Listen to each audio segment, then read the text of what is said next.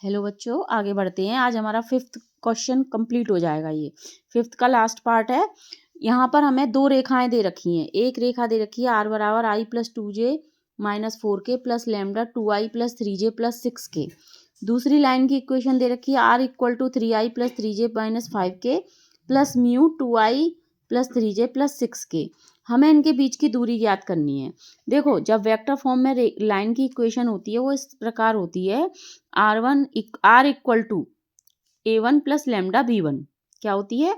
r equal to a1 plus lambda b1। ये r ही होता है, r1 r2 नहीं होता। r equal to a1 plus lambda b1। तो यहाँ हम क्या देखते हैं कि जो b1 होता है ना, या जो भी लाइन में ये म्यू और लैम्डा के साथ है, ये इसकी डायरेक्शन को बताता है। तो ये दोनों सेम है, तो इसका मतलब ये दोनों b1 बराबर b2 है। या फिर ऐसा भी हो सकता है कि जैसे कि इसमें 2 का मल्टीप्लाई कर दिया, 3 का मल्टीप्लाई कर दिया, तो ये दोनों वेक्टर कैसे होंगे?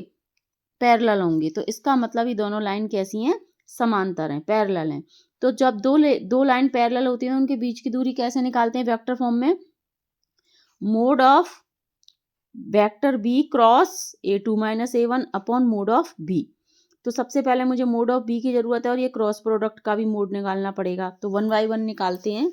पहले मैंने मोड ऑफ बी निकाल लिया। तो बी वेक्टर क्या था मेरे पास? 2i plus 3j plus 6k। तो 2 का स्क्वायर प्लस 3 का स्क्वायर प्लस 6 का स्क्वायर, तो ये आ गया √49, ये आ गया 7। मोड ऑफ बी निकल गया। अब मैं निकालूंगी a2 माइनस a1।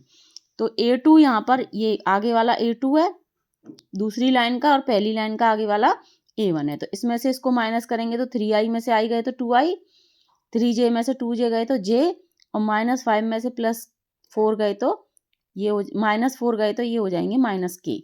ठीक है, तो इस तरीके से मेरा a2 माइनस a1 आ गया 2i plus j minus k। अब b cross a2 minus a1 निकालेंगे। क्रॉस प्रोडक्ट हम कई बार कर चुके हैं, यहाँ क्रॉस प्रोडक्ट बहुत इंपॉर्टेंट है, आप अच्छे से सीख लीजिएगा। 2i plus 3j plus 6k cross 2i plus j minus k। पहले i j k लिखेंगे, फिर पहले वाले वेक्टर के कोफिशिएंट लिखेंगे 2 3 6, फिर उसके बाद दूसरे वाले पीछे वाले वेक्टर के कोफिशिएंट लिखेंगे 2 1 -1।